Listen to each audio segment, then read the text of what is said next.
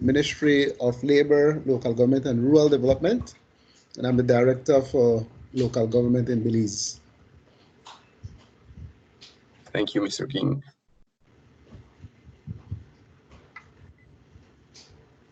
Hi everyone, Ismail Kuros here, Director of Public-Private Dialogue, Assistant Prime Minister.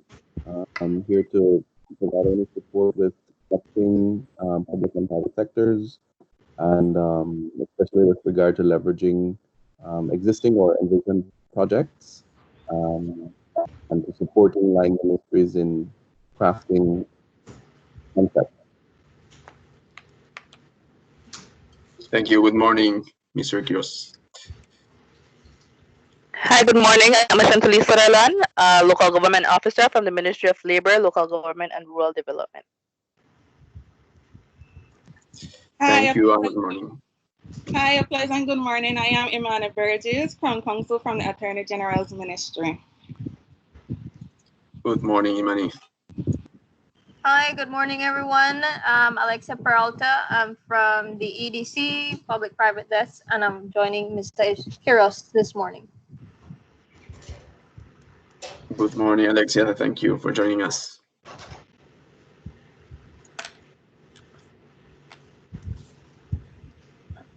Well, I guess the other persons here are Audrey, Maleni from our local team, Mike, that already introduced himself. So let's move forward with the meeting. Thank you again for joining us this morning.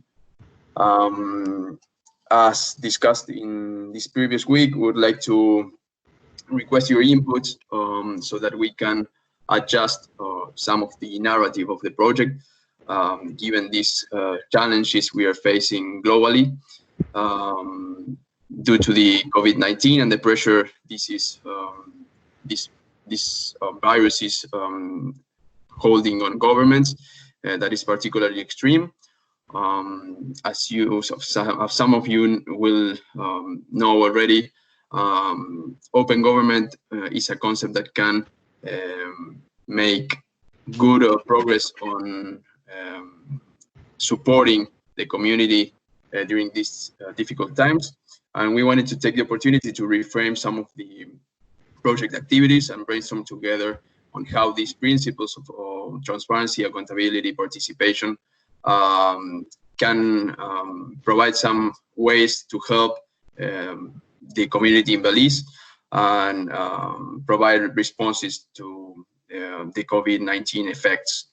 Lately, the Open Government Partnership shared some of the approaches that this concept is using to tackle the challenge that the virus represents in the community and in the government, either by local governments, national governments, civil society, citizens, or the private sector. There are a couple of examples where citizen-led community responses can bring volunteer groups, associations, other social organizations helping to inform the citizens on the risks and information about the virus. Some other initiatives that includes the use of technology to build trust, focus on reaching vulnerable communities with information about how to prevent the disease. Some other transparency, for example, and using data to influence government strategies to respond to the virus. Some other digital platforms, improving the provision of public and government services, protecting data and privacy from individuals, tackling misinformation, publishing online data in terms of health, of social benefits, for example, public services, or new policies on employment or benefits for entrepreneurs. Some different approaches that the governments worldwide are taking to tackle these effects. So we would like to narrow down some of these areas in order to adjust the activities and the scope of the open government project so that we can make it concrete and with tangible outcomes. So based on your input or on your inputs, we would like to adjust the strategy and the objectives of the project, and that's the main output we would like from this meeting today. Thank you again. I would like to kindly request Mike to take the lead on the conversation and start brainstorming together to narrow down these areas that will depend on the development of the Open Government Action Plan. So thank you, and I will give the word to Mike. Thank you, Rodrigo, and hello again to everyone. I do carry a number of initiatives from the OAS on open government, open data, digital government, cadastral and property registry. That's what I do, and that's what my portfolio has. And one of those areas is this project that we're working on. So I wanted to acknowledge the fact of you being in this call, being part of the Open Government Steering Committee of Belize, supported by this project. Rodrigo has introduced the objective of this meeting, and I wanted to ask Audrey to add to the chat on this meeting a link to a document that I would like you to open wherever you are. If you're not in your mobile, it's going to be okay for you to do that. If you're in the mobile, it's going to be a little more complicated. If you cannot open it right now, that is absolutely fine. You're going to have it as a reference there for whenever you can get to it. But I'm going to go through that document in a minute to make sure that we're synchronized, well synchronized in terms of what we want to do with this document and how this document could be of use for the goal that we're trying to accomplish in this call. So I wanted to reiterate the importance of trying to synchronize this project, this open government project, aligned to the pressing needs that COVID-19 has exerted in the different countries around the globe. And in order to accomplish a better synchronization of the project and the response to COVID-19, but it was important for us to discuss and talk to you about it. So that's what we have to discuss here. And I invite you also to visit the website OGP has put together. Probably can do that as I have it open here. They have over 150 initiatives that the community on open government around the globe has posted there, as it was also shown by Rodrigo.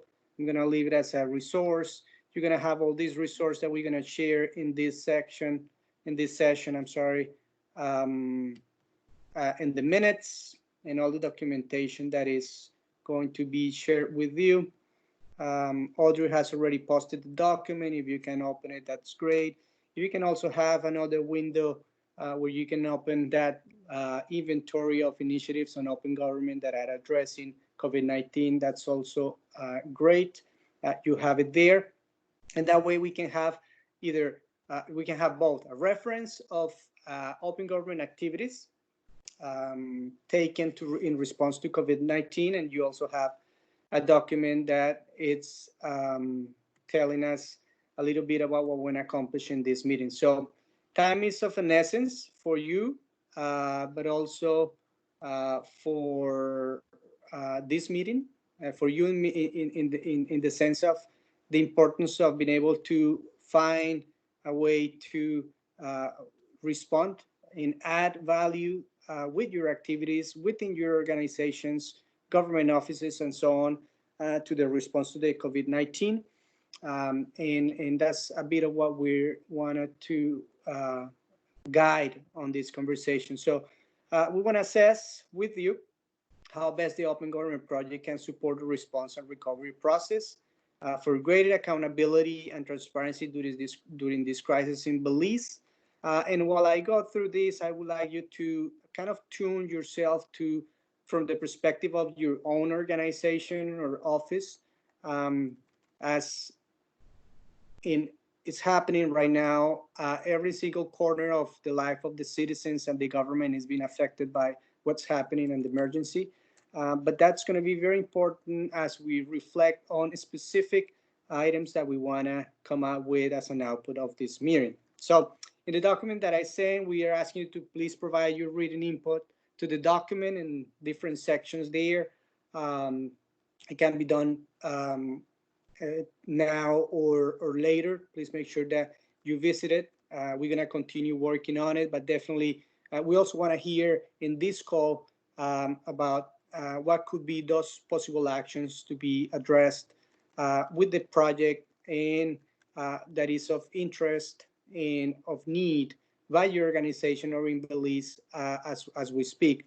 So the objectives for this is to, as I said, it needs to assess the project to determine how to best support the response and recovery process, to identify together 3 to 5 areas of action, and define areas where the project could be of support, and update the project's action plan according to it. That's going to be very important also to mention, as one of the things that we want to make sure that we do, it's listen well, tune to it, and make sure that whatever we could envision to do with the project could support those efforts that are defined here. And one thing I wanted to mention, it's in the document as recommendations, that I want you to, while we discuss this, to think in 2 momentums while we discuss and while you provide input to this discussion. First, it's the now, the emergency.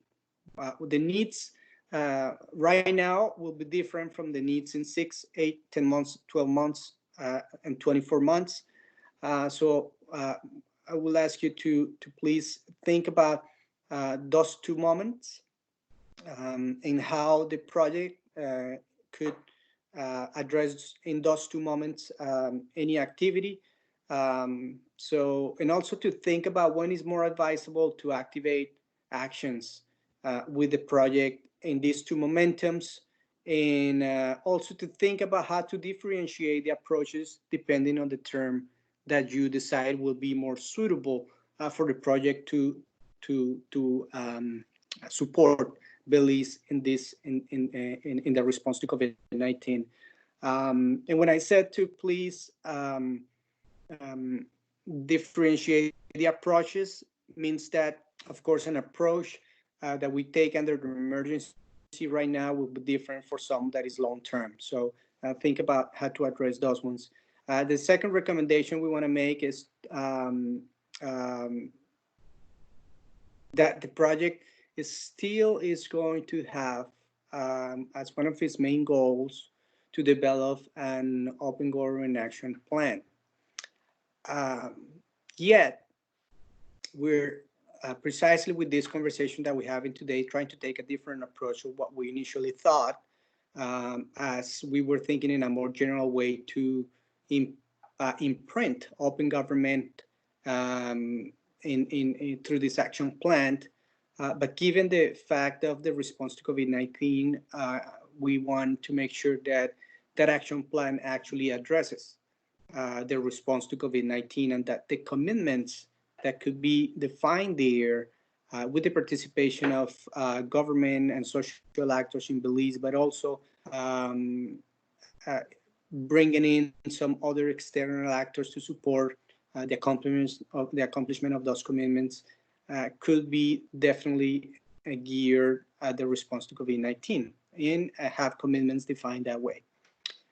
So just keep that in mind also, and that's probably more connected with the more medium long-term support that the project can give to Belize.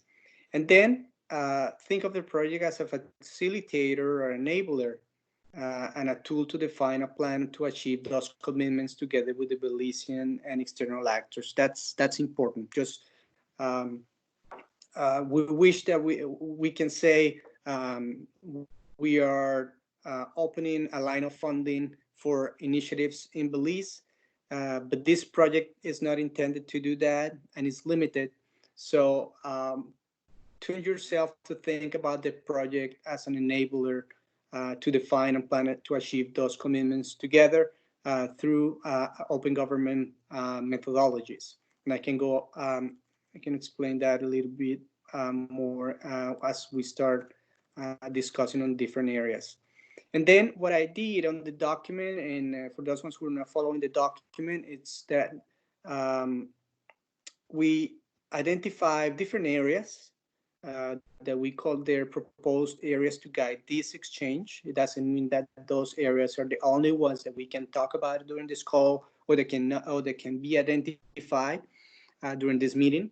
But we define it as a way to guide the exchange. So please take a look and bring your input in each specific area. We actually later in the document tell you what to how to approach your proposals. But the proposed areas to guide this exchange and this call right now, you can add any other one. It's one in economic development, and we post a question there to try to guide this process. How to address economic relief and reactivation of economy in the post-COVID-19 stage. It could be more questions to it, and I'm sure Mr. Ishmael Quiroz will have different approaches to economic development now and post-COVID-19. But we posed that question to kind of trigger ideas of what that could, how we could make sure connect this project and open government with the economic development response. Then the second proposed area is education. And again, we posted a question there to guide this discussion, but it's not intended to be by any means an area where we have to really think that the project could support. Could be any other area on education. And the question there is, how does COVID-19 affects academia and the student population, and how this could be addressed? Again, all these through means of open government. The third proposed area is social inclusion, very important. And here the question is, how does COVID-19 affects women and vulnerable populations in Belize? Very important. There's a lot of discussion right now about how does it affects different vulnerable groups in the countries, and the project could address that through open government. The next proposed area is employment. In there, the question is how to address the unemployment impact of COVID-19, in how we can address it through open government as well.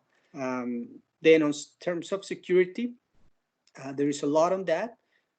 We have some guidelines there on that question, how to guarantee that the information publicly shared is accurate and prevents misinformation. And another part of that is phishing and other scams could be prevented. COVID-19 is not only a health issue, it's been used widely by criminal organizations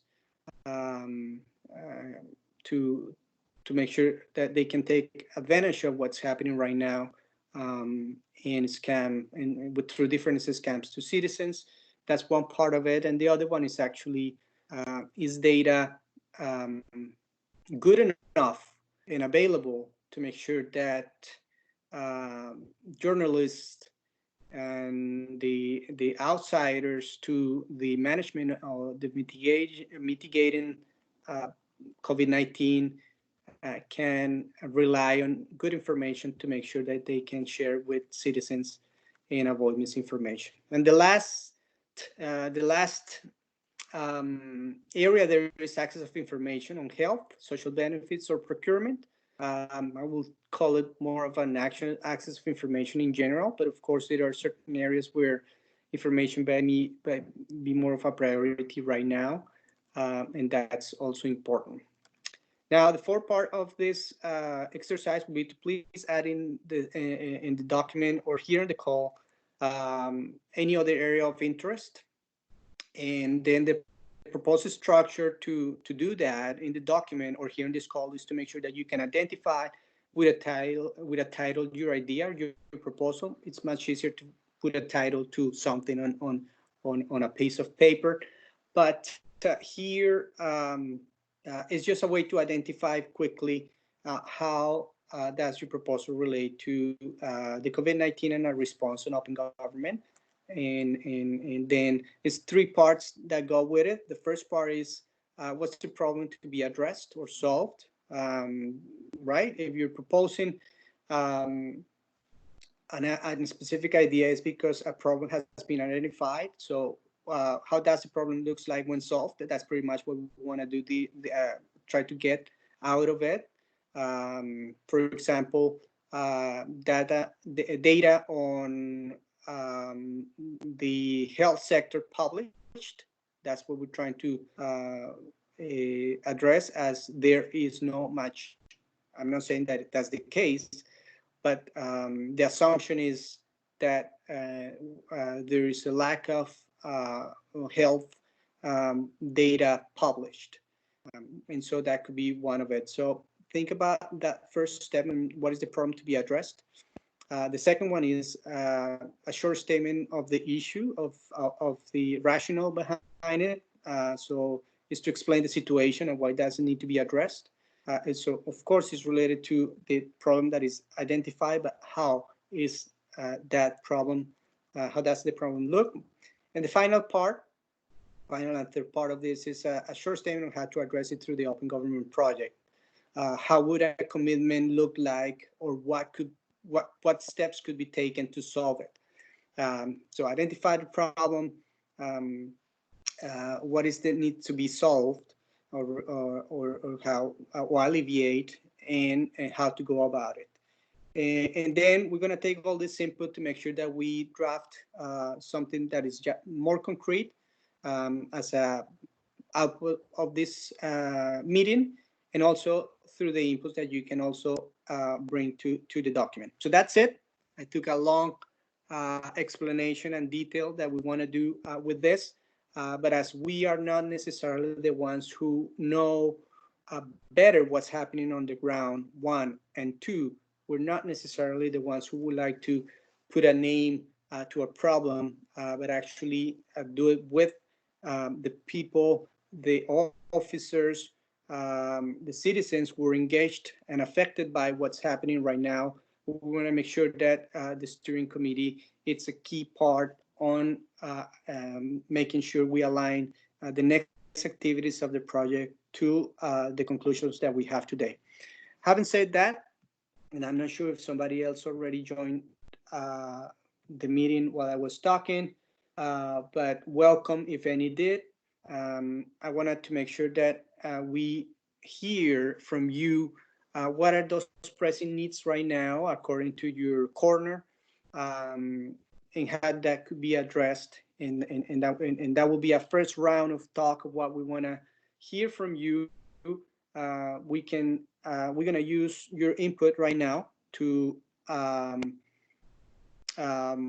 we're going to take it, and we're going to perhaps make some suggestions for another round of dialogue that help us in defining well those areas of action.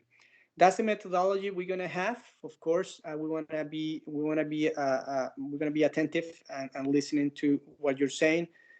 Miss Audrey, Miss Melanie, the team lead in Belize are taking notes of this to make sure that we translate this into an actionable document and a plan. And so we're paying close attention to your inputs right now. Okay, so having said that, I'm just gonna leave it there. And just because of the fact of how I entered the meeting, I want to probably just ask specific participants to bring their input to make sure that it's done in an orderly matter fashion. I'm sorry, and that way we avoid opening the mics all the time to speak. So perhaps I would like to ask Mr. Ishmael Quiroz and team their input, their vision of the through the Office of the Economic Development Council in regard to COVID. And let's begin there. If that's okay with you, Mr. Quiroz, you can open your mic and address the floor right now, the conference right now. Sure. Thanks very much, Mike, and hello to everybody. I will have I'll ask Alexia to speak about any specific ideas that talk directly to the areas that have been listed. However, I have one idea that doesn't necessarily fall into any one of those, but I think that could contribute to feeding into the respective areas of interest, and it actually involves ensuring that there is an adequate channel for the public to be making suggestions to government with solutions, possible solutions. I've verified there is no systematic tracking of everything that's flying out there in terms of social media commentary or recommendations or anything like that. It's just really done ad hoc at this point in time, and I think government might be losing a lot of really interesting ideas, and perhaps if we, in a systematic way, channel feedback and participation and brainstorming along those specific lines covering economic development, education, social inclusion, employment, security, access to information, we can get and distill usable solutions that then the government could uptake and action. But at this point in time, there's no way of channeling it. And then there's also the capacity side of it in terms of we need people, or we need skills for data analysis, big data, looking at it. So it's something that's very much missing at this point in time.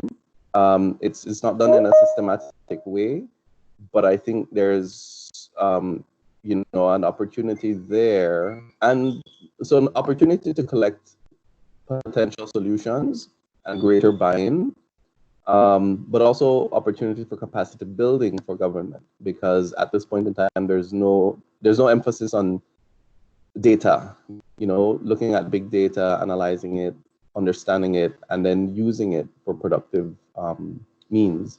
So there's just that idea for channeling citizen inputs and feedback that can potentially feed into each one of those, and then we can get further ideas.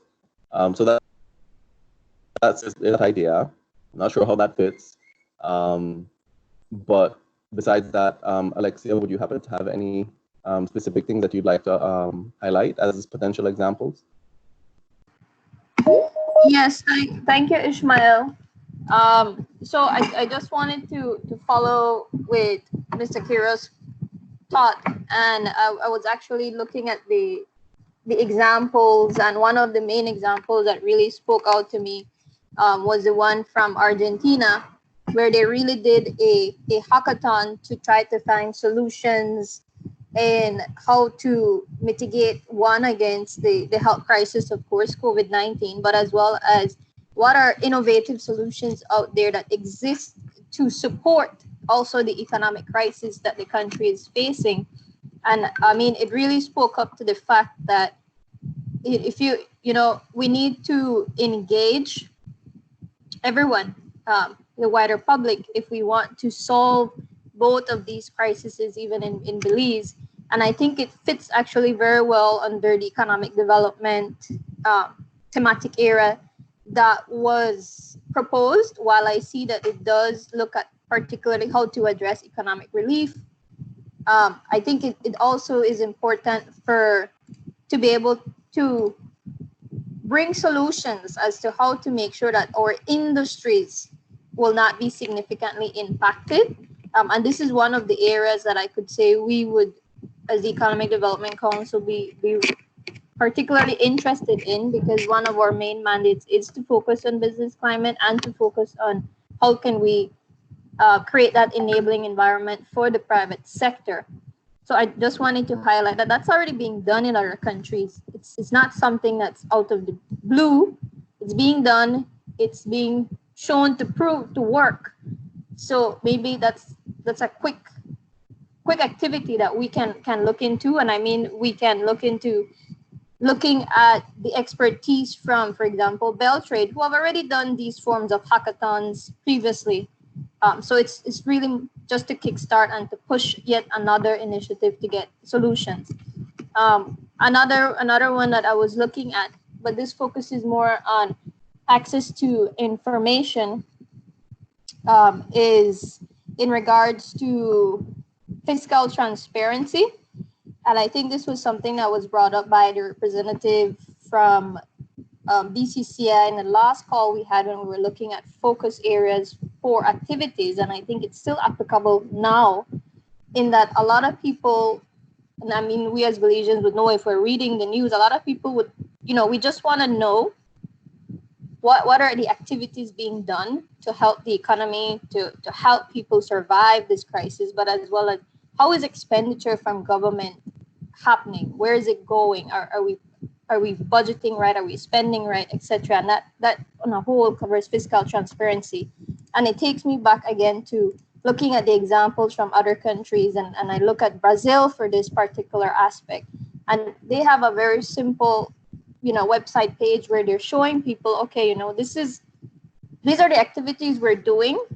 This is our budget. This is how we're spending it. This is how we're distributing it. And I think that goes a long way in, one, giving people the right information and informing them and keeping them informed, as well as two, building the trust that they will have with their government and having confidence that the activities being taken by their government is for the right reason and it is to support them. And I think that's when you will get more buy-in from people. And that again covers all of the mandate of open government.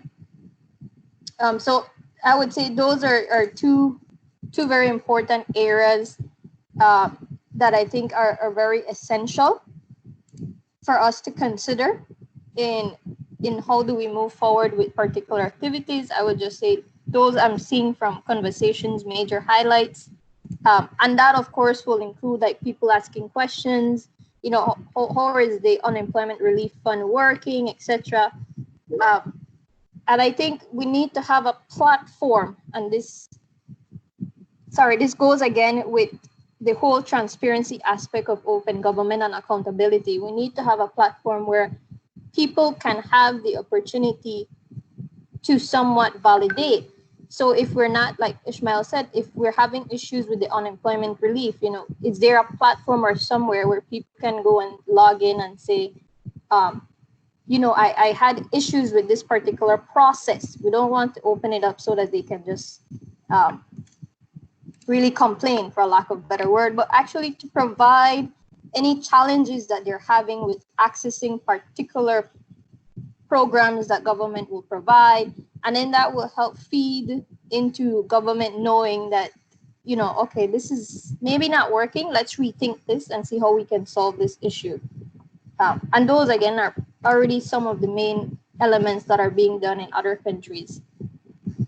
So just from my initial thought, I would say those are key things that most definitely we would like to highlight and see as a major element of the proposed activities going forward. Thank you very much to Mr. Quiroz and Alicia for that input. Great. I think you have very good inputs. Challenging, of course, and we're gonna discuss more about it after we go through other meetings. I'm sorry, other interventions here. Before I give the word to the mic to the next person. Audrey or Mileni, could you let me know if we need to acknowledge anyone that has entered the platform? And while you recheck on the entries, Audrey or Mileni, I just want to encourage all participants who are logged in this video conference again to take a look of the link that we shared of an editable document where you can start thinking about bringing your written inputs to this conversation as well. So you'll find a link on the chat of this video conference. So Audrey or Eleni, anyone we need to acknowledge right now? No one as yet. Paco is coming in and out. He's having some challenges, but I will let you know if there's anyone new to acknowledge. Okay, perfect. Thank you very much. Okay, do we have, yes, still Mr. Clifford King, who was also on the call earlier. Is this a good time for you to take on and address the issues that you see and proposals from your side? Thank you very much. Thank you again, Mike, and thanks to everyone again for having me this morning. Just very quickly from a practical standpoint, Mike, you went through the entire document, but in terms of time frame, I wanted to get a quick feel on what type of time frame we're working here in terms of getting our responses back. I don't think that you had touched that, but I do want to weigh in on some of the things that have been shared by Ishmael and Alexia. No? So maybe if you could quickly share with us what kind of time frame we're looking at. Thank you.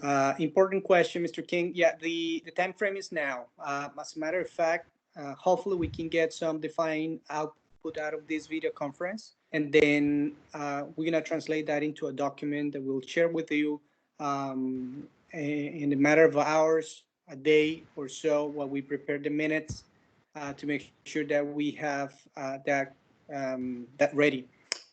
All right. So now.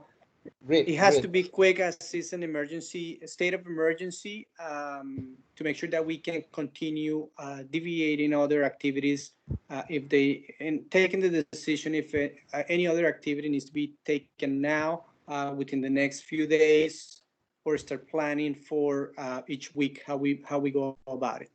Sure, thank you for that. So I just wanted to get some clarification on that, and for the benefit of the entire group. But in terms of the point that was raised by Ishmael and Alexa in terms of public engagement and interaction, I want to think that we already have, for example, and Ishmael and Alexa, pardon me here for perhaps putting you on the spot. Since we have the Economic Development Council already in place, we would need sort of a secretariat to be established that would sort of be the hub for the feeding in of information that we would, for example, say come from grassroots areas and from the bottom up. Of course, like ourselves at local government and rural government, we work with a wide cross-section of people within cities and towns, but also in villages and smaller communities. And I think that we already have defined entities, civil society entities, local government entities, national entities that can be the feeders of information into a central hub to sort of to capture, like, and as Alexia is saying, we don't want it to be a complaint forum, but a forum for people to share what can happen within their localities. So I think that is one thing that we perhaps would need to look at. But I also want to say very quickly, now that we're in this COVID pandemic and we have set up some national structures, at the top, the National oversight committee, and now we have these task force, these various task force, and I'm not sure about how many of them we have. I think we have about 5 or 6 groups that are working and feeding information to the task force. In this time, I'd want us to find a medium, a means of how the information that we would get from the bottoms up can be fed to the task force, so that we are not going to necessarily be reinventing the organizational structure, but to find a way how to strengthen engagement with an interaction from the public. And of course, we know that about 50 or a little bit more than 50% of our population resides in rural area. And based on the anecdotes that we're getting, this is where a lot of the impact is being felt. And it have a lot to do with people having access to information, access to food, access to resources. And I think that COVID is kind of demonstrating to us that we need to improve access to rural areas and to vulnerable groups of people. And so one of the things that I'm seeing in terms of how the economy can be enhanced is how are we going to improve, whether it's internet access, how are we going to work with the utility companies, whether it is smart or BTL to expand into those areas so that there'll be more coverage. Because as we talk, I'm sure that there are lots of people along the borderline and in the intermediate areas that are not getting access to immediate information. And those people are a significant part of our population that we need to take into account. We can't be city-centric, we can't be urban-centric, and we're just focusing on that sector of the society. So from a standpoint, for me, this is one of the projects I think that we could look at. How do we improve people's access to information and for people's access to engage? I'll give you an example. People are getting these debit cards now where they can go if they don't have access to Social Security. But they tell you have to come from a rural area into the town to use a debit card. If we improve internet access, for example, the banks can begin to look at how do we get ATM machines into rural areas and that type of thing for people to have access, just as an example. And of course, I'd want us to start to perhaps look at from an alternative standpoint in terms of livelihoods. For all those persons who have become displaced, I think we have an opportunity now for them to look at perhaps, by example, I use people who from the tourism sector, tour guides, people who work at resorts and that type of thing. What kind of alternative livelihoods that maybe perhaps related to tourism, our product that they can get into, for example, things like looking at pollution, cleanups, reforestation projects, conservation projects, activities that they can be actively involved. People are concerned that, yes, we have to be locked in and there's a slowdown in the economy, but we have to look at how we're going to create an alternative economy in Belize that will create some kind of sustenance in the medium to long term. And so those are some of the things that come to my mind immediately that perhaps can feed into the document that we are about to put together now. Of course, from a local government standpoint and from, in particular, the municipalities, we are in the process of beginning the discussion with them, although most of them have already started, is how they are going to restructure and reorganize local government. You know that there is while they have some own sources of revenue, now that we are on in the now, we are on a lockdown, while there's a still need for service delivery, revenue collection has dwindled to almost zero in most instances. The apparent immediate answer is look to central government for support. But as we all know, our governments across the world are challenged now. And so it's for municipalities to reorganize and to restructure what are those services, those key services that they can still provide while maintaining their administrative functions and their management functions. So we are beginning that discussion, but those are some of the immediate concerns that we have for now and also in terms of going forward. So I thought I'd just share those very quickly with the group, and perhaps those are some of the information can be used as consideration for the for documentation and for action. Thank you, Mike. I just thought I'd share that. Thank you, Mr. King. A great input as well. Thank you for building up to what Mr. Kirosh share and Alexia as well. Good things. I've been. I have some questions about different things as you have been speaking. Let me just ask two questions, and the first one probably for you. The second one is probably for anyone who's on the call and know. But for you, Mr. King, is there any specific mechanism that is in place to discuss with the municipal governments about those challenges? Is anyone listening to them right now? Any official or unofficial mechanism they have in place to talk among themselves about what's the state of affairs for municipal governments in Belize? Then my second question, if you can have input to it, fine. If not, as I said, anyone on the call is how does the task force that was created seeing or dividing or discriminating, just to use a word, geographically the country? Are they seeing it as a whole? Are they breaking it down for priority areas based on emergency areas that are more impacted than other ones? Is there a structure such like that or not? Those two questions quickly, and then we move on to other interventions. Thank you. In terms of the first question, for the municipalities, they are really in a tough position because as an employer, as a business, they are concerned about their bottom line, and they are concerned about their human resource issues and employment issues. And so the biggest concern for them is meeting payroll. And that's a huge challenge for them. At government, at the central level, we are in the process, and we have done some of it already.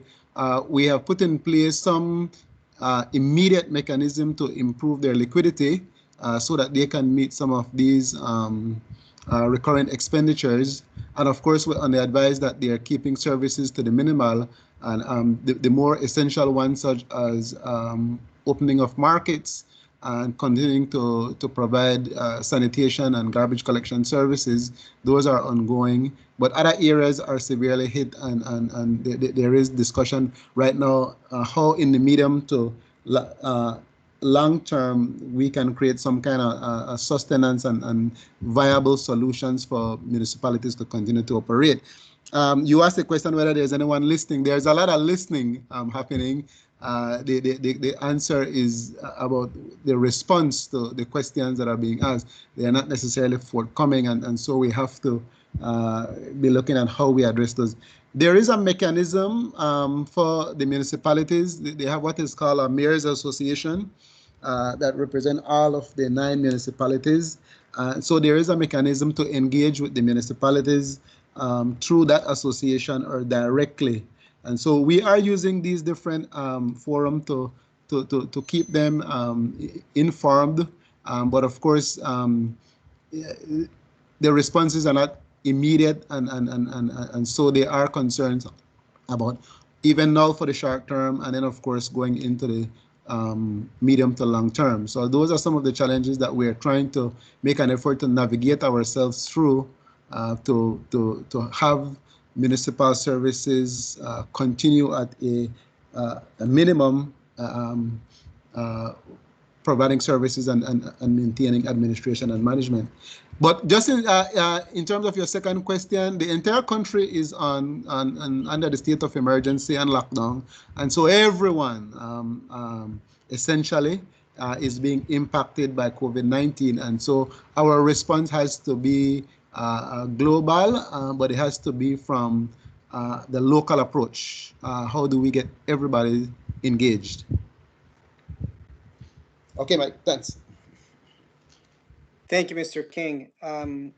Anyone who would like to add a response to that, to any of the two questions?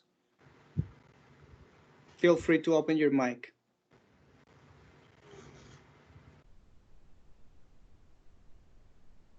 Just a question here for Mr. King. The restructuring of services or activities that you had mentioned, that the municipal bodies, including in the villages, have you identified anything that's being done elsewhere that could potentially work?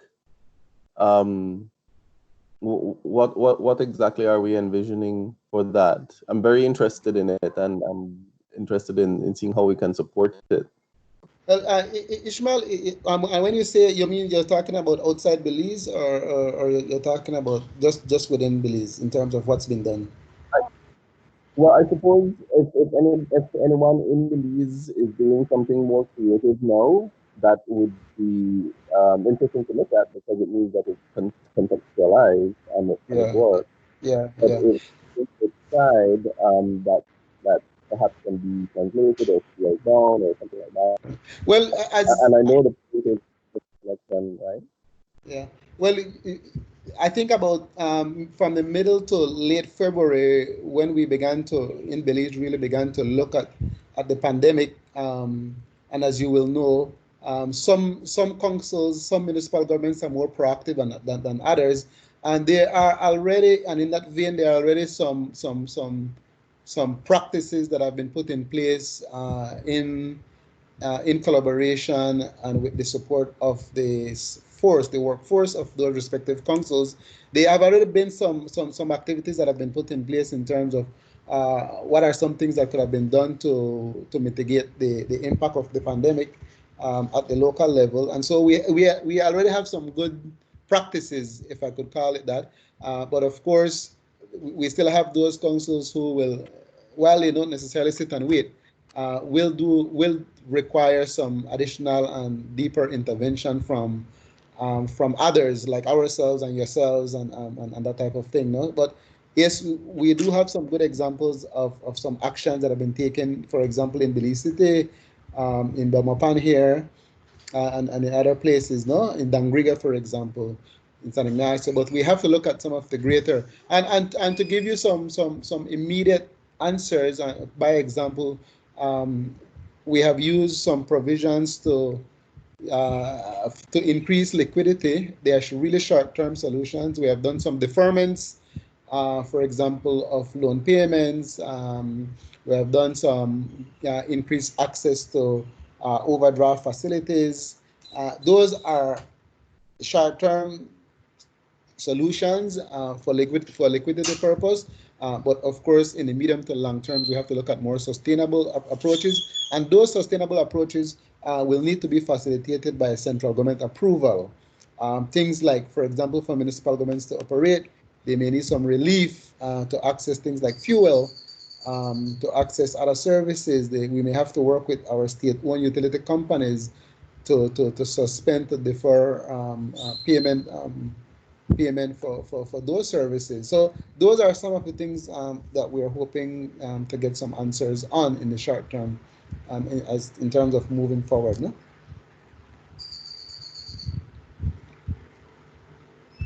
Okay. Hello. Yeah. So yeah, that's where we. Sorry, you could go ahead. No. I was just going to add that a lot of those things obviously do have to focus on the financial sustainability, right, and viability, short term as well as longer term.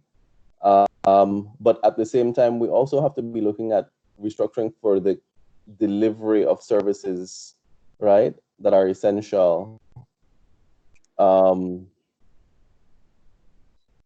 But I suppose things like waste collection and stuff like that just have to yes, and sorry if that I did not weigh sorry that I did not weigh directly on that question of the restructuring, in particular and specifically. But yes, that is one of the strict consideration in terms of restructuring and reorganizing budgets, to look at addressing essential municipal services. And as it is right now, the key two things are the market services and the issue of the garbage collection and sanitation services. Those are two of the critical areas. And as a matter of fact, in Belize, traditionally, those were the key obligations of municipal government. Now we're expanding into other areas, but those two in particular are the two of the key areas that we're focusing on now. Okay, thanks. Thank you. Thank you. Thank you very much. Good interaction there. We're taking notes here. As you discuss, I'm thinking on how we can plug the project in relation to the needs, the urgency that has been expressed. So I encourage you to do the same as you bring input. Again, looking at the project as a mechanism, as a platform, as an enabler, as a facilitator of some of the processes that you're going through from your specific offices and so on. But thank you very much. Thank you for the responses, both. And let me see. I had a okay. No, that's it. I'm just going to leave it there because I want to make sure that we listen to every organization that is represented on the call right now. So in doing so, I want to ask perhaps Mr. King to mute your microphone and give the floor to Ms. Imani Burgess right now from the Attorney General Ministry. Mrs. Imani, if you can open your mic, contribute to the discussion and the approaches that we've been signaling, that'll be great. Feel free to open your mic at any time now. Good morning, everyone. From listening to everyone's contribution to this conversation so far in relation to the mechanism and so forth that they have suggested, I do believe and agree with them in when it relates to there must be some type of mechanism in place to see how the government responds to the current crisis we're facing, the different measures they take in response, because as we all can see is that there are some mechanisms and some forums out there that whereby the task force, they have mechanism in where they communicate with the public and the local government or the government in what they are doing to try to mitigate this issue and lessen, one, the spread of the virus, two, help with the economic development. So I agree with that so far. I only have a concern in relation from my office in that getting information to people, like earlier it was mentioned, like me myself sometimes are not aware of what's happening within our country or within this whole pandemic. In my legal perspective, amendments, when there are amendments, I am not very aware of any amendments made within our government. So therefore, just relaying that information better to the public and to everyone so they can understand what's happening.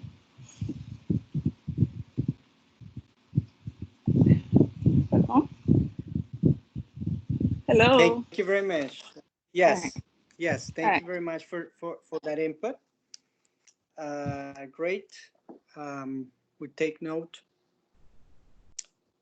Audrey or Mileni, can you help me with the participants online if I'm missing anyone, any organization represented right now, so we can give them the floor.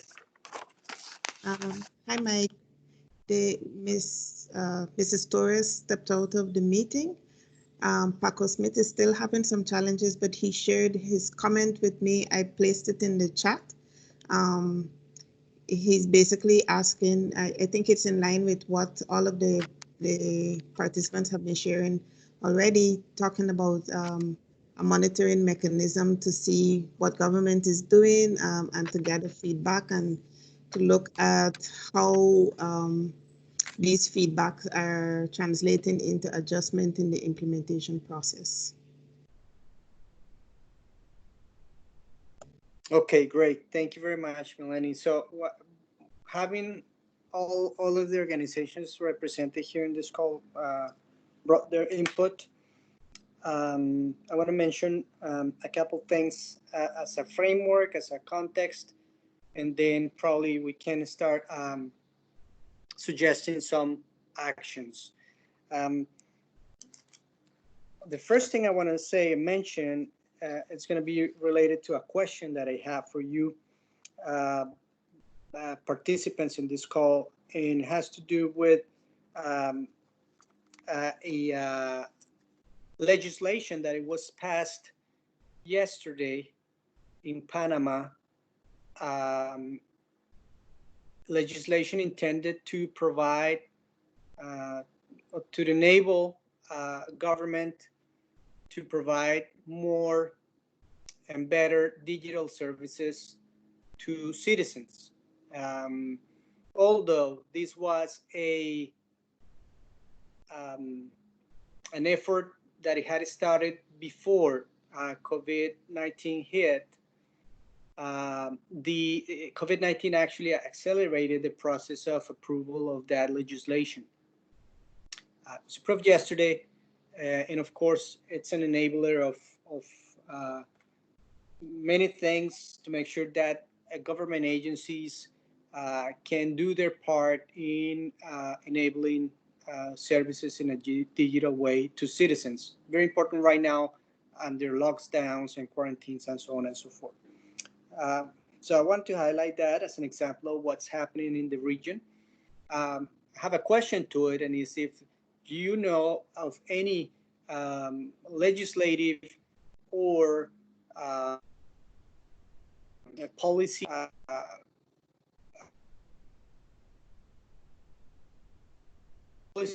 legislation development efforts right now in Belize to address COVID-19 in any specific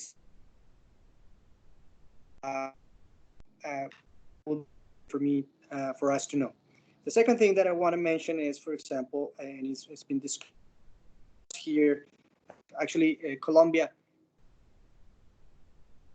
open data formats their COVID-19 data. And so it's been quite of an example to the region.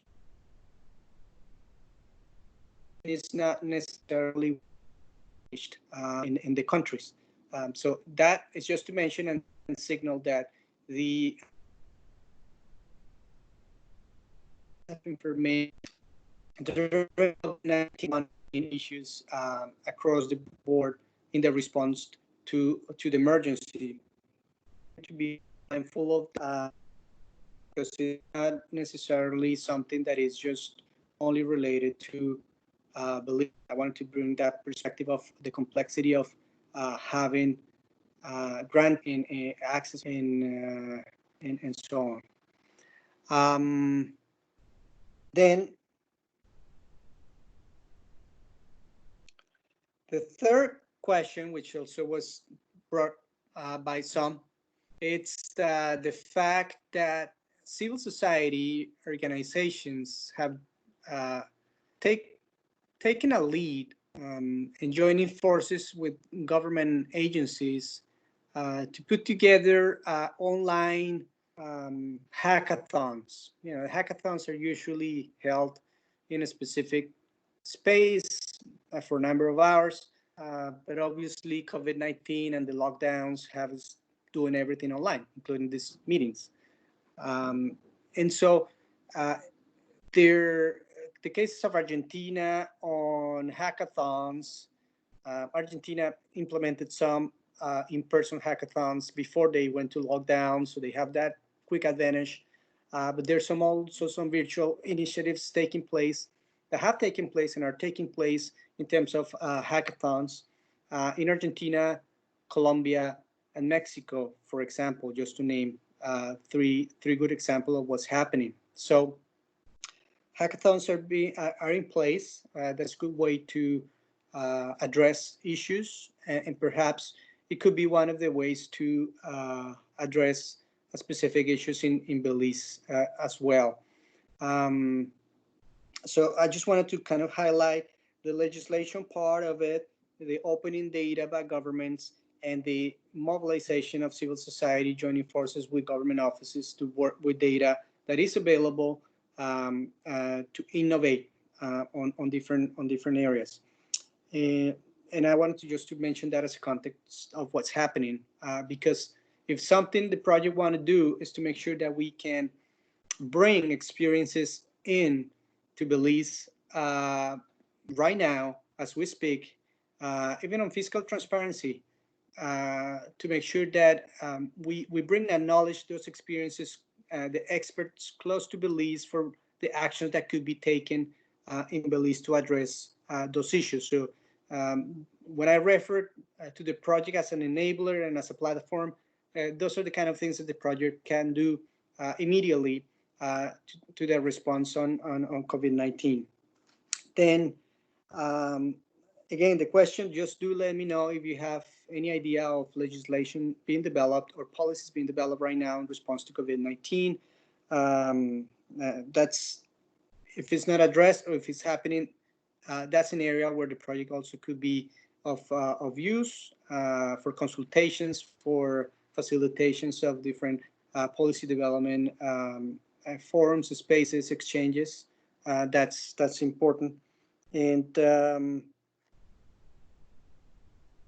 so I just want to leave it there right now. I want to, after hearing from you a few reactions to this, I want to perhaps present some proposals that link your comments, your observations to the project, and see if we can start looking into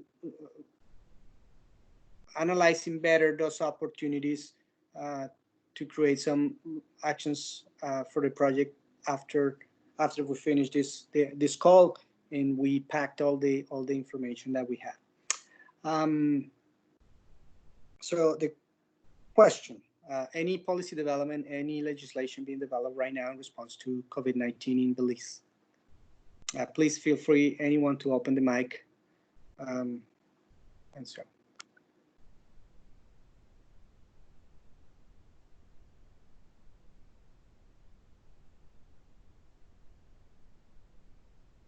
Well, if I'm being Mike, I don't know if any that is being developed from the public sector standpoint.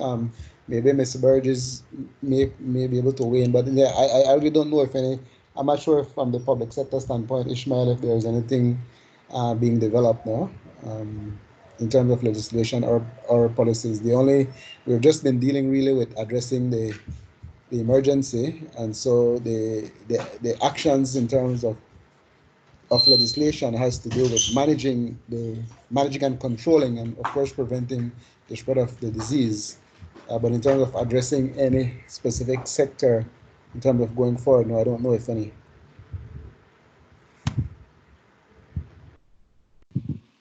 Yeah, I think Thank you, Mr. King. Now has been on managing the situation. I'm sure that some things might have been developed. I recall something, but I would need to research and investigate as to what exactly it was. But yes, it would have only been up to now addressing management of the crisis. There's one thing on our work plan that it's not the direct result of COVID-19 that pre-existed. However, it is something that can help, given that government has now moved a lot of traffic away from in-person to more online. And it's specifically the digital signature legislation. So this already existed in one of our ongoing projects at the EDC, which was digitizing the Belize company's registry, and for which we need digital signature legislation and accompanying amendments. but it does have far-reaching impact because it does enable all sorts of things beyond just the company's registry to happen. And it can accelerate government's greater delivery through digital platforms of its public services. We've received commitment from the Attorney General that he will prioritize it once we have the draft bill. And the urgency there is that government at this point in time has no cover for having moved people to online. And so it is something that will complement the effort or the transition during this time of COVID and beyond. But it's something that's separate. However, it does tie in. It is ongoing, and we're in charge of that to make sure that it happens and that the AG's ministry really does act fast on getting it passed.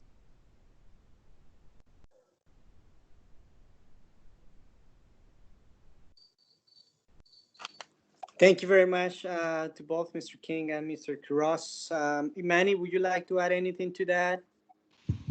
At this moment, I am not aware of any post legislation concerning COVID-19 response. Probably they are working on it because I am not in office. Maybe when I go back to office, I'll be able to better ask around about it. But I am only aware of the now dealing with the mitigating or minimalizing the spread of the virus right now. So that's the main focus right now. Just trying to keep people inside and keep our society and people safe.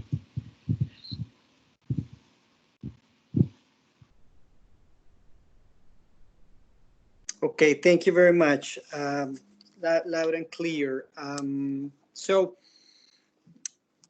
I'm sorry if you guys, I'm sorry if you hear a noise around, it's just because the landscaping crew just came to do the grass outside. So there's some machines going around.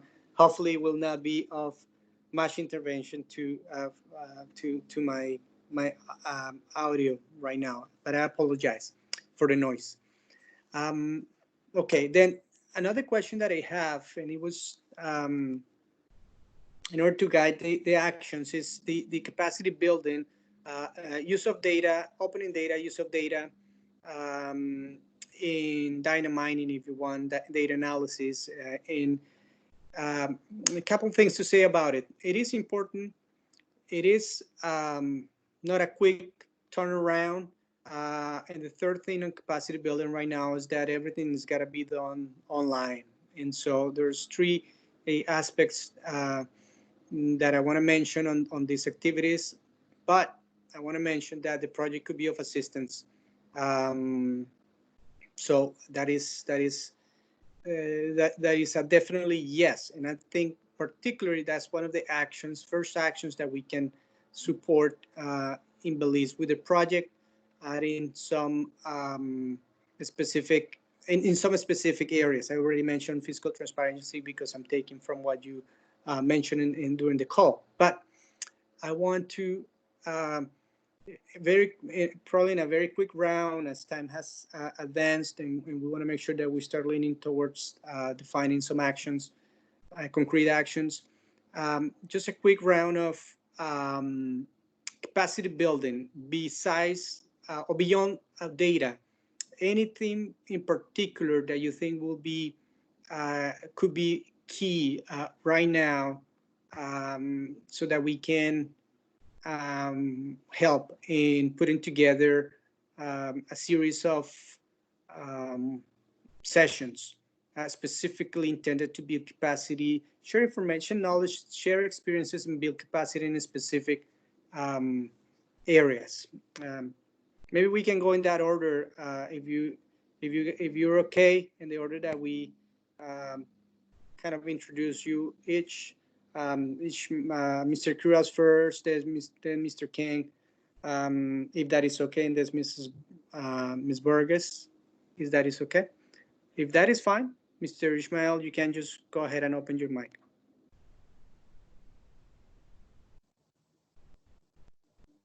Sorry, Mike, could you repeat?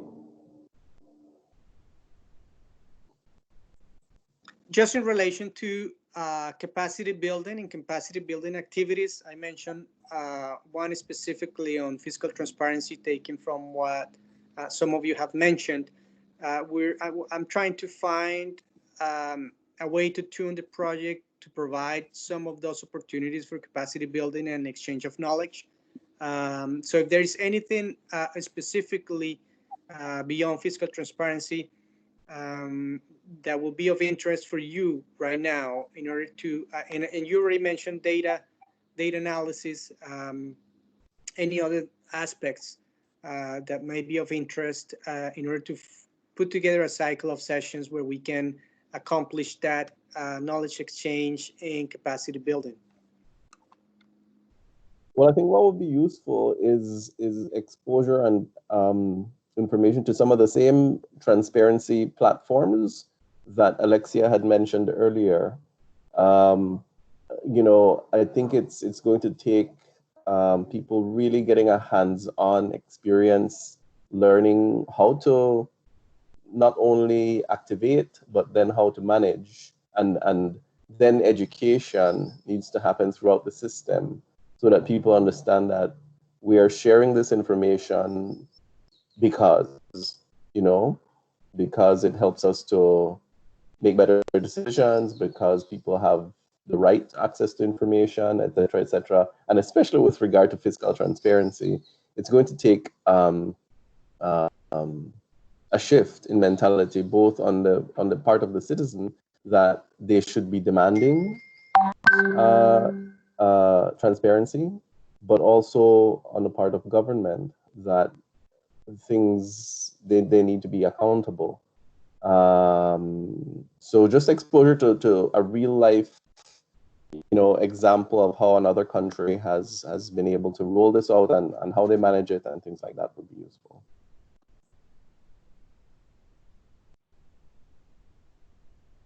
Thank you, Mr. Quiroz. Mr. King?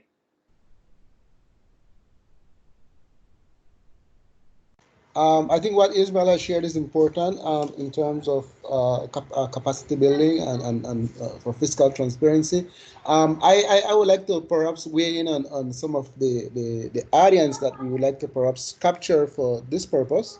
And we have some already established defined groups already, such as the National Association of Village Councils, the Mayors Association is one of those. The Maya Leaders, that's an indigenous body.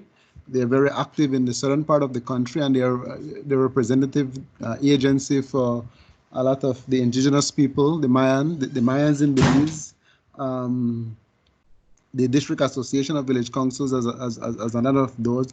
And of course, I'm sure Parker would have a good idea of what are those civil society organizations that would want to be engaged in this process.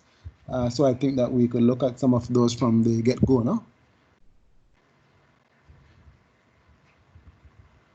Good, Thank Mike? you, Mr. King. Yes, thank you, Mr. King. Ms. Borges, anything that you want to add to that portion of?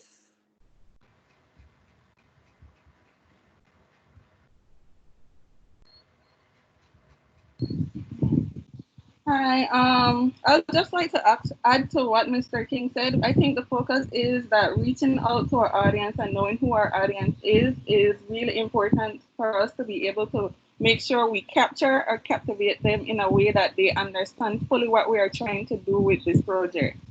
That's all I have to add right now to what was being said.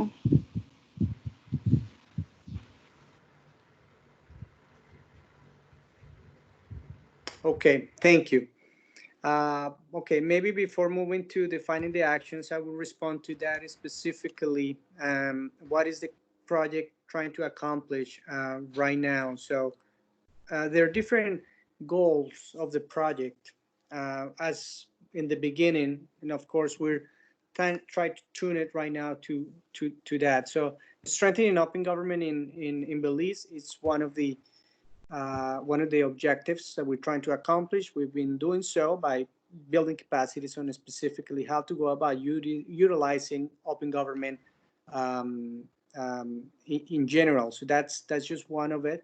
Now, the practical way of in the practical deliverables of the project, there is two that we're working on right now.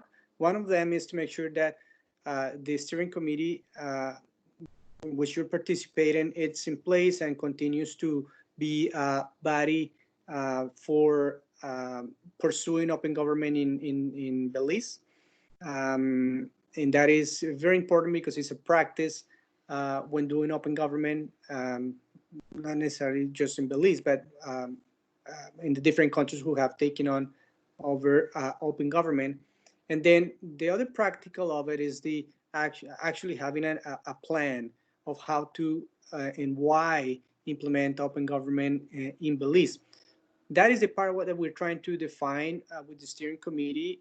It's beginning as a part of the beginning process because it's a more long process of making sure we discuss with as much actors as possible, civil society, government actors, and other social actors to define what would be commitments for in open government in Belize. So those are goals. Now with this reframing proposed, the reframing of the project proposed, we want to make sure that still in having that plan aligned, that we can actually utilize open government specifically to support Belize efforts in the response to COVID-19. So what are those actions is what we're trying to accomplish right now.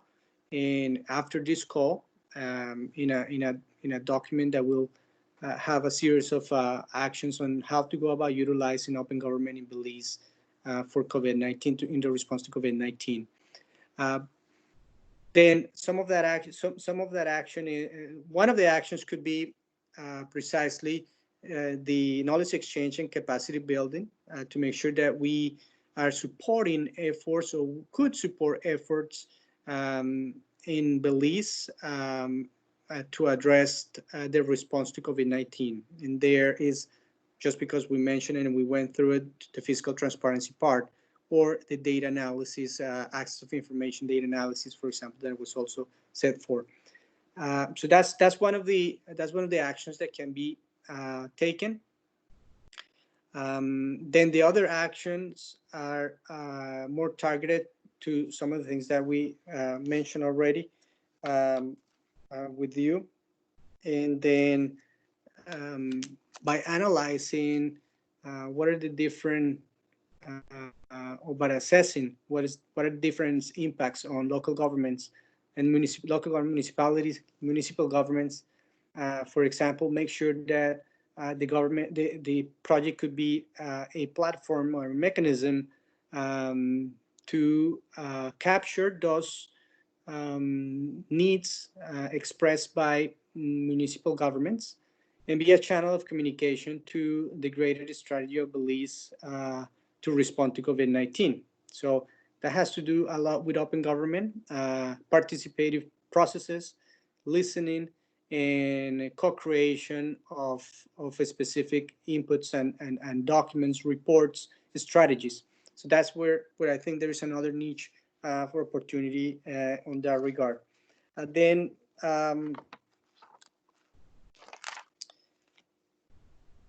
the other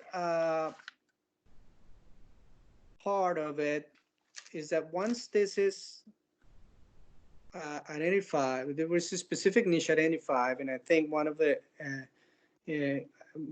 important ones on economic development in the reactivation of the economy in Belize is to use another methodology of open government to innovate and to address those issues and to find solutions. And that is through hands-on exercises, such as the hackathons. We already mentioned that. Could we structure a series of hackathons that could support finding solutions to those specific pressing needs. I think that's another point of action that's there. Then the other one that is not so clear for me, but it could be an action point as well. And I don't know, I think it's clear, as you mentioned, that there is no specific policy development or legislation specifically being worked out right now, at least that we know of on the call. Maybe there is, but there is another opportunity to use open government as a methodology and as a platform to do that, and perhaps having discussions that enable or accelerate the process on the digital signature legislation could be a good point to enable open government on the one hand, and on the other one, making sure that there are specific actions taken on the digital government side to make sure that citizens can access more of the benefits and more of the services set for in order to respond to the COVID-19. So that's the relation with what the project is trying to accomplish and how we can go about it. Hopefully that's more or less a package. Obviously it doesn't have to be refined as a final point right now on this call.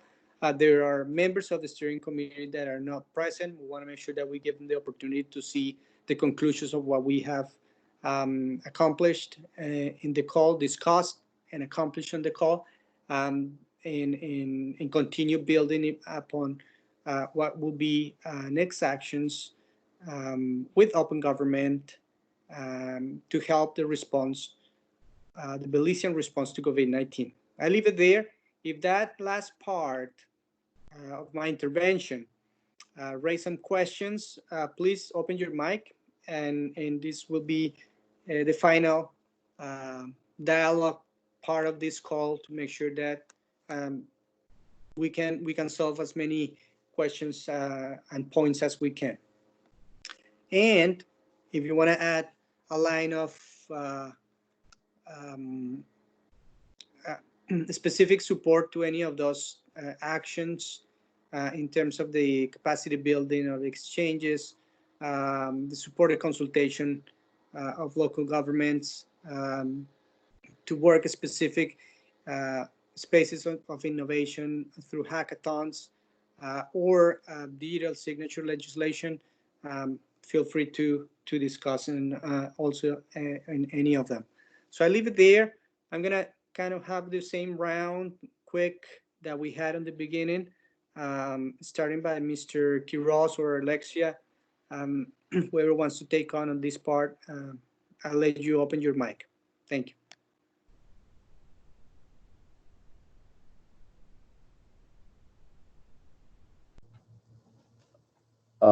Alexia, you want to take that? I'm sorry, Mike. Can you kindly repeat for me? Sorry, it kind of broke off a little bit. Just trying to get your input as to what the project is intended to do, and what actions can we take as defined on this call to support Belize through open government in the response to COVID-19. And I highlighted a few things. First, support with capacity building activities, knowledge exchange. We mentioned fiscal transparency platforms, and so on. So that's one of them. The other one, as an action point, it's supported consultation of local governments. And I think that was clear also about what the concerns were. And then to address access of information and address access of information, but also finding a way to link specific concrete initiatives to find solutions. And that is through hackathons. And then there are different groups of hackathons that could be addressed, and for economic development, for transparency, and for the management of the crisis right now. And then the final one It's this idea of what legislation is in place. Can the project support uh, legislation or policy development right now as we speak, to make sure that there's open consultation, there's an open process, there's a participatory process, um, and that includes the idea of the digital signature legislation, or accelerate any process that is pending right now in terms of legislation or policy development. Okay, thanks, Mike. Sorry for having you repeat once more. I think what you have laid out as areas of activities, which I think really covers everything that we have discussed this morning holistically. My only concern there, because many of the actions that we have spoken about will require some level of government intervention and that push from government, especially when it comes to the sharing of information, etc. And I know Mr. King has already discussed the fact that we do have task force in government.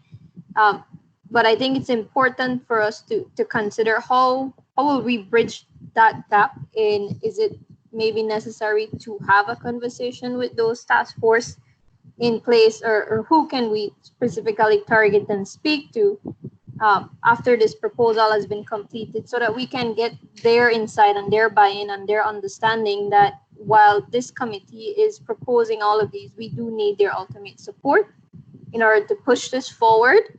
And a lot of the ministries too that are here do need to also understand what are we going to be asking from them, and how are we supporting them as well. Like you said, with capacity building, are we going to provide a platform where they can access, like how we did with ideas and approaches and even guidelines, as simple as guidelines for how do we do hackathons, how do we carry it out in a digital platform. So I would just say that that aspect as well, I wanted to highlight the importance of engagement at the get-go as soon as possible. And I think it will take all of us in this room to get that engagement on and to really get everybody's support so that it could be successfully implemented. But other than that, I think what you have laid out as key activities does cover major areas that we have spoken of. And it does actually very much link with the proposed thematic areas that you guys had proposed in the initial document. Thank you, Alexia. Yeah, I wanted to just make sure I mentioned this.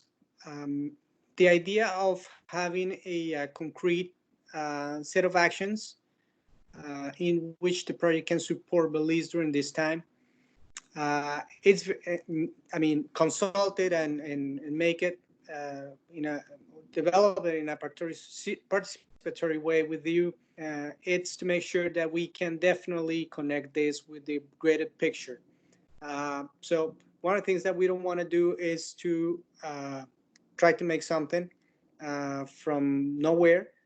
And so that's why it was your input and the other members' input was important in terms of where could really identify a niche within your organizations, within your line of work or others, but in agreement so that we can actually present it in a way that it gets a good response from the get-go. And obviously mindful of the intensity of work by different institutions in Belize right now, trying to respond to that task force and so on. So basically, how we can complement those efforts with these actions, it's what we're trying to respond. Once we have a final plan, which you probably respond to Mr. King's question as well, one of the first questions, which needs to happen very soon now. Then we can have it all clear and also presented to make sure that we get that feedback and continue fitting into the different processes. So I leave it there. Thank you very much, Alexia, for that input. I got all your note of your concerns as well. The guidelines uh, having the project also to issues or help in issuing some guidelines is also a great idea as well, and it's part of the capacity building processes, I guess, that could support. Okay, having said that, Mr. King, I want to give you the floor right now, to the microphone to speak. Thank you very much, Mike, and thank you for the interventions from Alexia.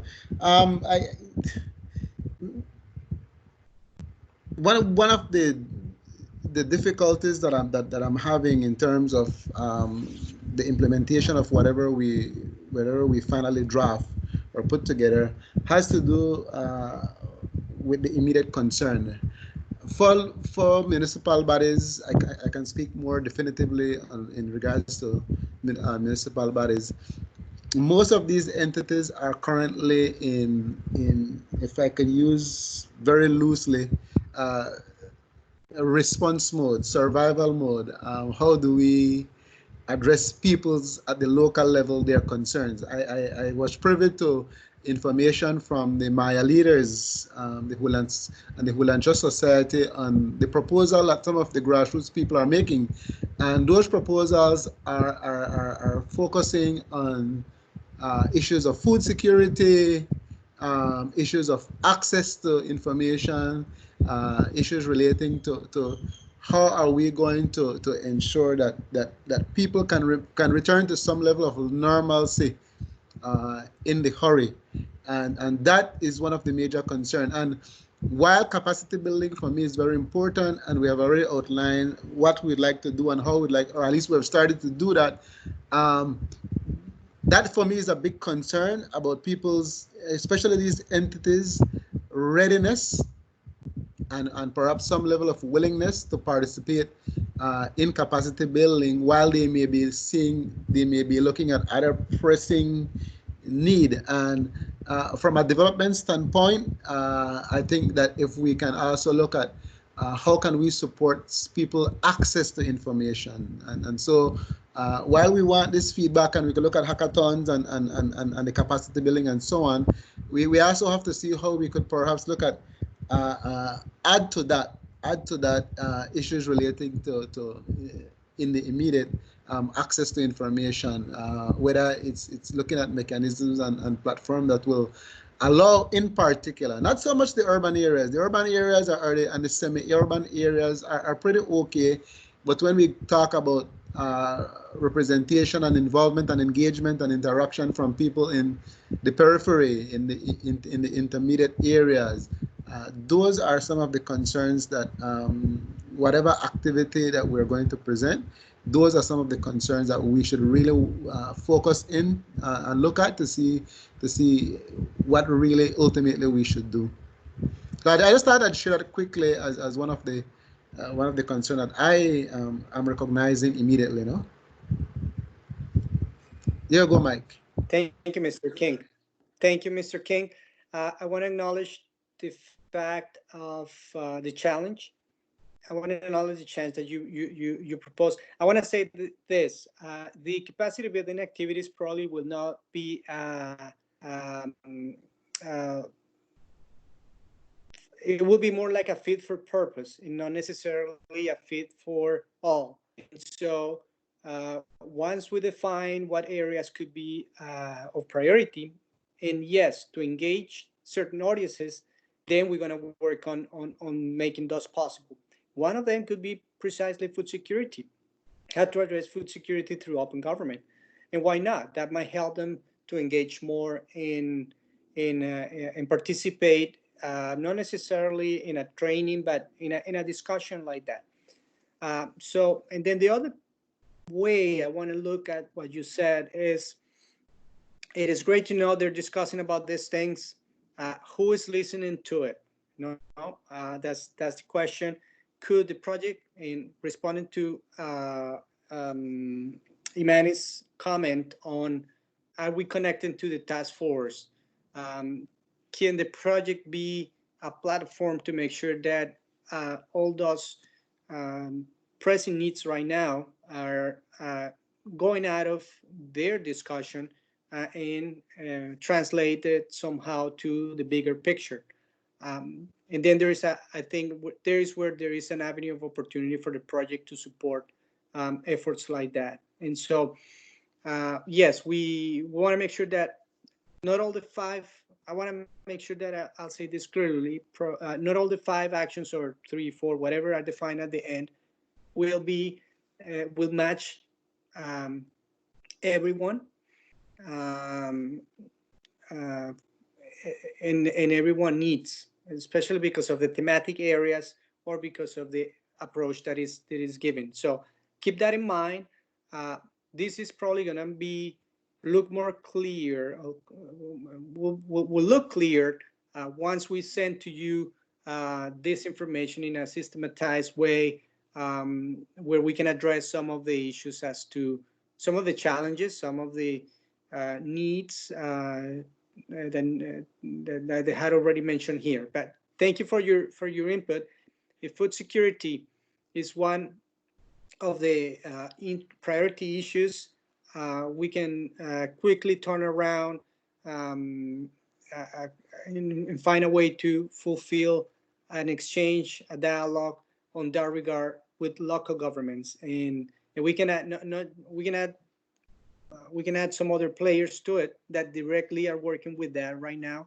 FAO, for example, as well, other international organizations that are working on the issue or addressing it, and linking it to the open government to address it, which it's also doable. Okay, I'll leave it there because we need to be closing soon. Probably after this last intervention that I want to ask Ms. Burgess for her final input. I want to ask Rodrigo to wrap it up, close with some thoughts that you might have based on your notes, and lead us to what will be the next steps of this exercise. So as Rodrigo gets ready, I want to give the microphone to Imani. Imani, please go ahead.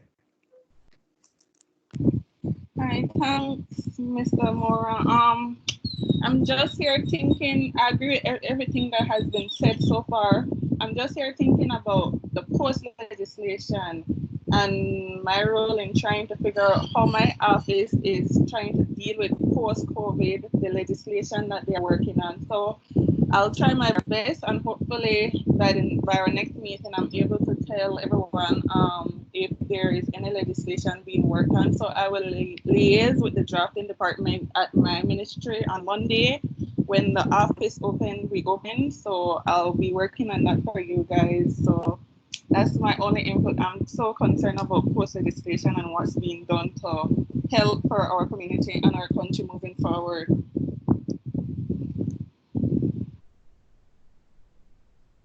Thank you, Manny. Again, and for all the 3 organizations, keep in mind that you can always knock on our door if there's any specific issue, experience, something that you're looking specifically for your organizations, and we looked into supporting any specific effort on exchange of information and experiences. So keep that in mind.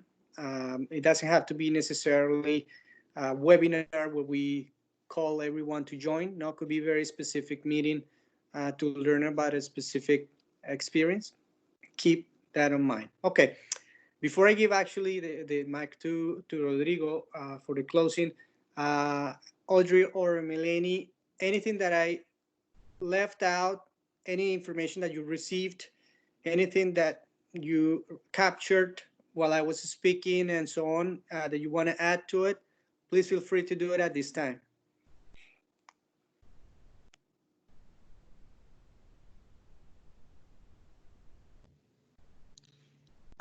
Hi, Mike, and hi, everyone who's still with us. I just wanted to provide some comments from Mrs. Torres, who is representing the Integrity Commission. I think her comments are aligned with most of what we've been discussing. But just to reiterate that she also supports what Alexa mentioned that we need the buy-in of the oversight committee as well as the various task force, so that it can be seen as a collaborative action and not necessarily a competing process. I just wanted to share that with everyone so that you know, Mrs. Torres has also left some comments.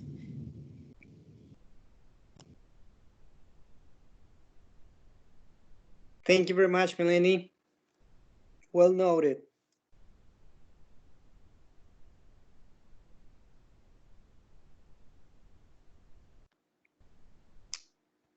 If there is no more to add there, I want to ask then Rodrigo to take on from there and help us closing, wrapping up.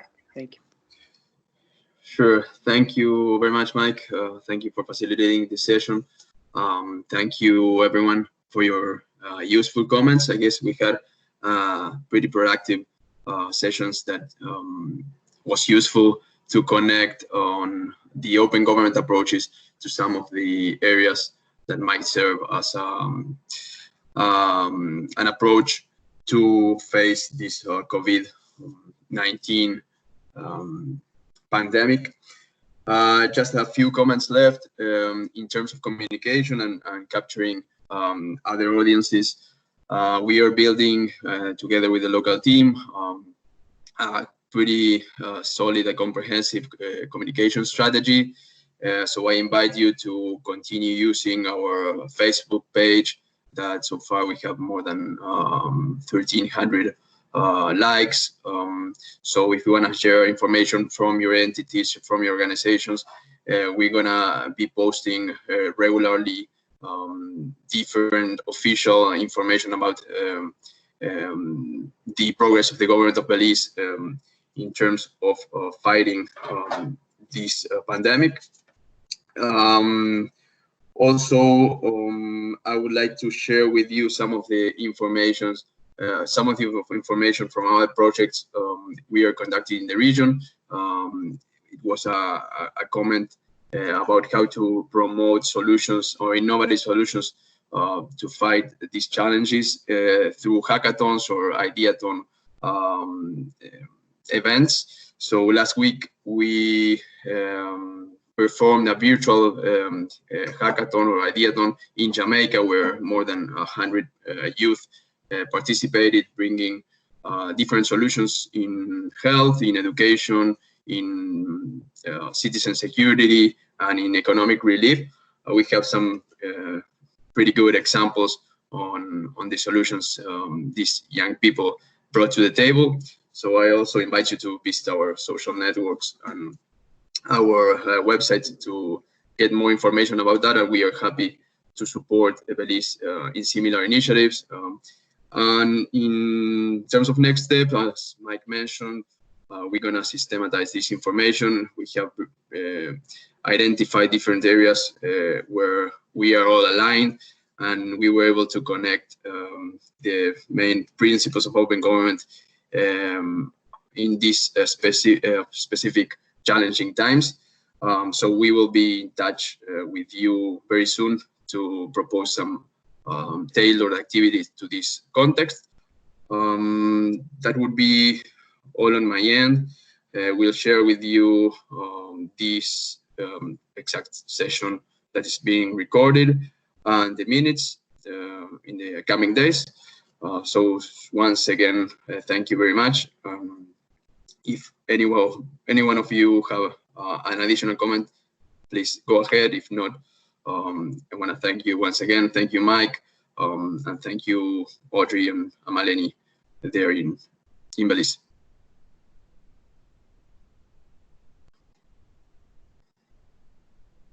Just in closing, I just want to remind that we're going to be sharing also the link to the document, so you can expand some of the ideas that you discussed today and edit, bring your input on that document as well. Just keep that in mind. And if you need any ideas in how to relate to open government for a specific area, try to look at the inventory set for by the OGP, who was just got a list, comprehensive list of actions taken already throughout the world. Thank you, and have a good rest of the week. Almost Friday. Thank you too, Mike and Rodrigo, and we'll look forward to that draft. And of course, as you indicated, now we may add some additional inputs from the written inputs as you requested earlier. Okay, thank you very much, Mr. King. And I don't know if anyone else have an additional comment. If not, have a nice Thursday and a nice weekend. Thank you, everybody. I look forward to collaborating on this. Thank you, Mr. Rios. Thank you, everyone. Have a good day. Have a nice day, Alexia. Bye. Bye-bye. Bye-bye. Thank you. Goodbye.